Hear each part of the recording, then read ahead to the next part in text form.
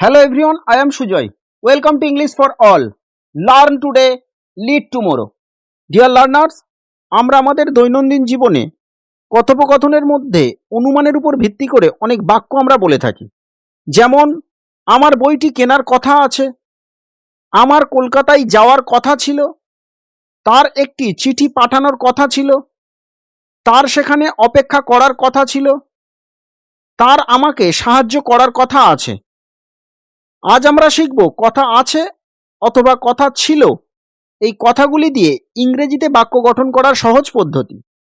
এমন ধরনের সেন্টেন্সগুলি গঠন করার জন্য সম্পূর্ণ সেন্টেন্স স্ট্রাকচারটি হবে: প্রথমে সাবজেক্ট বসবে, তারপরে সাবজেক্ট অনুযায়ী এম, ইজ, আর অথবা ওয়াজ, ওয়ার বসবে, তারপরে সাপোজড ওয়ার্ডটি বসবে, তারপরে টু বসবে, তারপরে ভার্বের ফার্স্ট ফর্ম বসবে, তারপরে আদার্স ওয়ার্ডগুলি বসবে।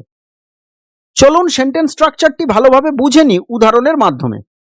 তার আগে এই চ্যানেলের সকল ফ্যামিলি মেম্বারদের স্পেশাল থ্যাঙ্কস। আর আপনারা যারা এখনো এই চ্যানেলটি সাবস্ক্রাইব করেননি, অবশ্যই চ্যানেলটি সাবস্ক্রাইব করুন আর পাশে থাকা বেল নোটিফিকেশনটি অন করুন সবার আগে আপডেট পেতে। আমার বইটি কেনার কথা আছে, I am supposed to buy the book. বাক্যের মধ্যে কথা আছে, এই কথাটি থাকলে সাবজেক্ট অনুযায়ী এম, ইজ, আর বসবে সাবজেক্টের পর, তারপরে সাপোজড ওয়ার্ডটি বসাতে হবে। এই সেন্টেন্সে সাবজেক্ট আই আর আয়ের সঙ্গে এম বসে, তাই আয়ের পর এম বসানো হয়েছে। তার সেখানে অপেক্ষা করার কথা ছিল, he was supposed to wait there. বাক্যের মধ্যে কথা ছিল, এই কথাটি থাকলে সাবজেক্ট অনুযায়ী ওয়াজ অথবা ওয়ার বসবে সাবজেক্টের পর, তারপরে সাপোজড ওয়ার্ডটি বসাতে হবে। এই সেন্টেন্সে সাবজেক্ট হি আর হির সঙ্গে ওয়াজ বসে, তাই হির পর ওয়াজ বসানো হয়েছে। তার আমাকে সাহায্য করার কথা আছে, he is supposed to help me. তাদের ফুটবল খেলার কথা ছিল, they were supposed to play football.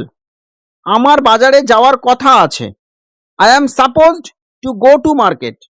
তার একটি চিঠি পাঠানোর কথা ছিল, he was supposed to send a letter.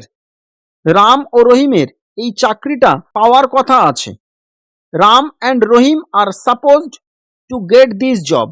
এই সেন্টেন্সটি আপনাদের জন্য, এটি লিখে আমার কমেন্ট বক্সে জানান আর ভিডিওটি ভালো লাগলে লাইক ও শেয়ার করুন।